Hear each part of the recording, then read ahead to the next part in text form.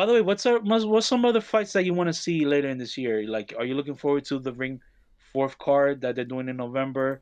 Obviously Canelo Crawford. Like, what are some of the other fights that you're looking forward to see, I've Alex? as soon as the Moses Itauma against Dillian Whyte. Dylan White. I Yeah. I follow a lot of British boxers.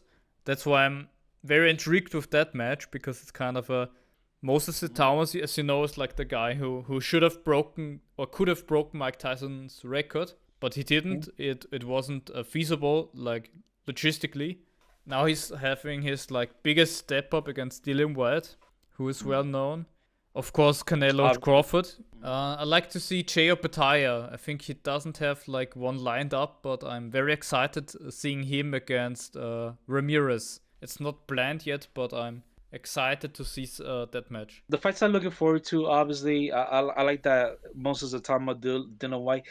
Dylan White is kind of because the thing with Dylan White is that he lost to Fury and to Joshua, Yeah. both times. So that's a guy that I think that he needs a little bounce back. And I think this could be the fight that can bounce him back a little bit to bounce him back into the division. I mean, it's That's how and unlikely he looking wins. forward to He's like the underdog, but I think if he exactly. He's loses, more of it the would underdog. end his career. To be For honest, sure, for sure. I think if he loses, he he should was retire knocked out after too often. It's not healthy. Yeah, he doesn't have a good Always the chin as well. uppercut. That's another guy. Always, no, it's like he can Exactly. take a shot, but it's like the uppercut always drops him. Even Right, even in bro. a fight where he that he won against Oscar Rivas, if you've seen Hmm. that, he was dropped by an uppercut in the middle of the eighth round or something. Eighth He round. won that Yep. fight, but he's very weak to the uppercut. White. That's always been my favorite punch because the uppercut is a punch that you can't see. And honestly, that's another thing too, Alex. I wish more fighters today would use that because they like to go a lot to the head, but not too much on the body. They don't use as much uppercuts. They don't use as much right cross. They don't use as much haymakers as back then. That style of boxing has been kind of dead as much. Which is why I've always intrigued to trainers like Nacho Bernstein because Nacho Bernstein, who trained Juan Manuel Marquez and Rafael Marquez and Ricardo Lopez, he was always a proponent of the uppercut a lot, and that's a punch that you cannot see because it's coming from bottom of the angles. You know what I mean? Especially if you have them close inside in the distance. Yeah. Like if you go back, I'll give you another good example. When Asuma Nelson fought Jeff Fennick, the first fight, Asuma Nelson landed like 6 or 7 uppercuts. Bah, bah, bah, bah, bah, a lot. He landed a lot of those uppercuts a lot if you go back to that fight. Yeah, if you double So up the like that, uppercut, it's like the yeah, opponent is already stunned, and a lot of fighters yeah, today they don't double it up. It's like a free shot, if you ask me, with the uppercut. exactly. So you'll see that anymore. But hopefully, Dylan White can bounce back. I think Moses Itauma, like you mentioned, the streak that he has with Tyson, he has very good power in both of his hands, very good knockout power. So that's gonna be a fight. I'm looking forward to that fight for sure. Here's my thing on this: David Benavidez, if he fights, obviously he's gonna fight Yarde on November 22nd, which I'm looking forward to that Night of Champions ring fourth at Saudi Arabia. I'm looking forward to that. Um, he beats Yarde, and of course he does hopefully get the fight with Canelo, which because we all want to see Canelo versus David Benavidez. Benavides should fight like the other cruiserweight champion, that guy from New Zealand, Jai Opetaia. I think that's like a Yeah, yeah, or I he think or so. I think Jai Opetaia is gonna fight Ramirez or something. Ramirez or something. Yeah. Then there's also Battle Jack. But I think Jai Uh-huh. Opetaia is gonna like become undisputed in the next few years, I think. Um. And Benavides would have to think that he should pick up a title somewhere down the line and then fight one of like Jai Opetaia, for example. If he can get that Yeah. far. Because it's not his like natural division. So it's gonna be hard for him. Yeah. I agree. I agree. But obviously, like people want to see him against obviously Canelo, so because that's a fight and the fact that Canelo should have gotten that fight years ago, but But I mean, I guess Canelo didn't want it, so I can't blame Benavides for moving up. So he can't have his career on hold because some other yeah. guy doesn't want to fight him. So I think it's the right thing for Benavides. Obviously Canelo Crawford, the undercard of Canelo Crawford is gonna have Fernando Vargas Jr. So I want to see how how Fernando Vargas Jr. does in his fight. It's rumored that he's going to be in the undercard of Canelo Crawford, so I want to see that fight. And all the Vargas brothers are doing good because I want to see Emiliano and General Vargas, who's, that knockout was just insane. They didn't acknowledge the fact that this was the last broadcast, and the fact that, you know, is this the end of the era when it comes to like boxing and cable, or boxing on network television in general? Because where does Top Rank go from here? I personally think, I said this on my Fight Zone podcast, which you Hmm. guys can check it out, where I think Top Rank can go to TNT or to Netflix, because obviously Netflix is doing obviously Canelo and Crawford, and it's gonna be watched by more people. And I think Bob Arum can see this Canelo Crawford fight and say, you know what, I wanna do something with my promotion and bring the best fights on Netflix so that people can have easier access to watch the fights instead of going to like Amazon Yeah, Prime yeah. or I mean, and that pay for was like cable. the idea of the zone before like COVID Yeah, and stuff. They wanted to be like Netflix of sports. That was like the idea of Netflix, but that didn't turn out that way. But in the end, television in itself is like it's dying a bit. So in the end, it's gonna all I be agree. streaming. So this is what we also see in boxing, like everywhere else. It's slowly all coming to And some that's what I'm kind of saying. a streaming platform. And that's what it I'm it saying. Like says something I'm that Crawford Canelo is on Netflix and not on some television cable network.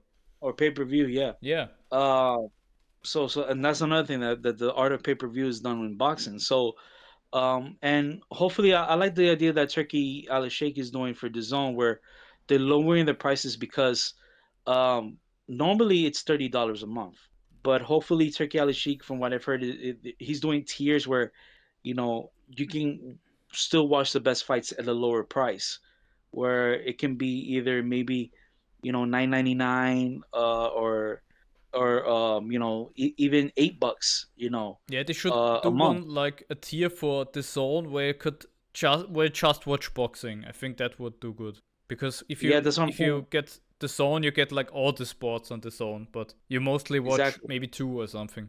Exactly. That's what I'm saying. Like Turkey's also avoiding a lot of piracy and stuff. And let's be honest. Like I go to stream meets. I go to sites like Watch Pro Wrestling or any of that to watch all the pay per views, because we don't want to pay 80 $70 Yeah, to it's too watch. expensive. It's too expensive. And honestly, So and if they can go to $30 is yeah, even too expensive on the zone right now. So you know, at least watch that part. And I'd I even agree. It's more convenient. It's just more that's the convenient, more problem accessible. with the paid Yeah, service, and I think they have to really adjust on this. I think the points where I would say that I would like buy like a good streaming service like the Zone and get like a few months is when there are many like fights on there, and I'm gonna say like that's worth it. These streams on this website, of course. We're not gonna recommend it here, of course. They have like low bit rate and they often crash. And if they can make it more convenient, like that's the Zone, I mean, it is a better stream. hmm And I think they need just more. They need a really like stable stream that doesn't crash. Like the Zone in Germany often crashes, sadly. But if they can like right. fix it Yeah, so that you have a stable stream with the paid service you have, and it's not too exactly. expensive. And they have many. I mean, this is a dream scenario, but in that case, people naturally would sign up. Yeah, I agree.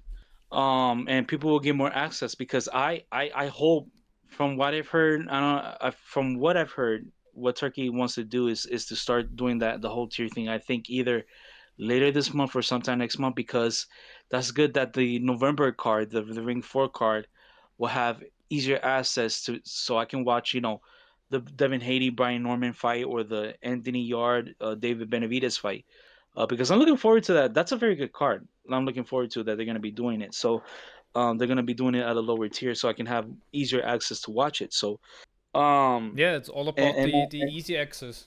that's what it is, and that's People what I do want. illegal streaming because it's just easy access. They find it quite easily Yeah, on the web, and it works. exactly. And it works. It does work. So um, stuff like that is what I would love to see, and hopefully Top Rank can do something like that for. it being on like Netflix or even on TNT, for cable, which means they have the HBO Max access, so they can watch it on HBO Max with the plan that they have, and they can still watch the fights there, and broadcast all the fights there instead of getting paid on pay per view and all that. They can watch it on HBO Max as well, so that that's the advantage too that Top Rank can have, making a deal with. I mean, them signing with Warner Brothers Discovery is not a bad idea. And at the same time, them signing with Netflix is not a bad idea either, if I'm Bob Baron. So Bob Baron has to look at that model. He's a legend. He's a Hall of Famer. One of the most iconic promoters of all time in boxing. Names up there. So There are many good divisions, many stacked divisions. yeah, It's yeah, boxing is in a great time right now. It's so many it good needed fights, and that even kind fights of a that kind of Saudi money spark, because the talent is there. They just need the money yeah, to make it to happen. make it. Yeah. And I think Turkey is the guy that can definitely do it. I would say this about Turki Al-Sheikh. Turki Al-Sheikh is one of those guys that can bring the boxing world like together. Like he can negotiate, with the De La Hoyas and the Frank Warrens and the Eddie Hearns, and now with TKO with Dana White, he can negotiate with the Bob Arams as well and the Al Haymans. Like that. Turkey is a guy that definitely for sure is promoting boxing in a way that it was in the era of the 90s, it was in the era of the 80s when Don King and Bob Byrne were at their peak. You know what I mean? And he I never heard of a guy, a Saudi Arabian, that would buy Ring magazine, make it into somewhat of a UFC level style of making great big fights, making great cards happening, safety as well for the sport of boxing, making a way to have access for us to watch the fights.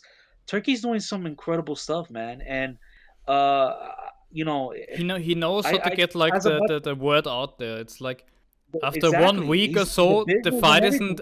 isn't news anymore, so he uploads them to YouTube. I think this took and then more Exactly. people Like watch it. I think it's a good concept because he's brought Ray Magazine back, bro, and I think he's giving the fans what we want. He's always a fan driven.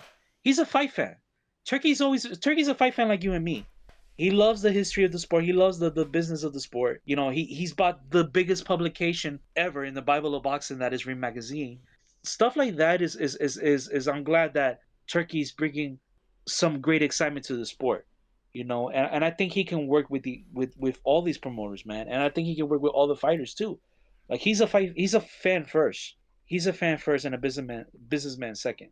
You know. I mean I And I'm think glad he's that very much a fan. But as I've said yeah, one time before, I think these Saudis they have like a long term strategy. I think with this whole entertainment thing, it's like they just yeah, want to bring all this entertainment and sports to the country yeah, and basically yeah, build up the country with that as well. That people yeah, come yeah, for sports events to yeah, them, and I yeah, think yeah, in yeah. long term they're gonna turn it into a profit. So it's not like an altruistic move, but it's good for boxing at the end. Good for It's boxing, it's exactly. I think it's At gonna the end of the suit day, both. I think. that's what I'm saying. Exactly, Alex. He's like is going to be good for the sport at the end, because the sport is like look what is at right now. We have so many great fighters right now.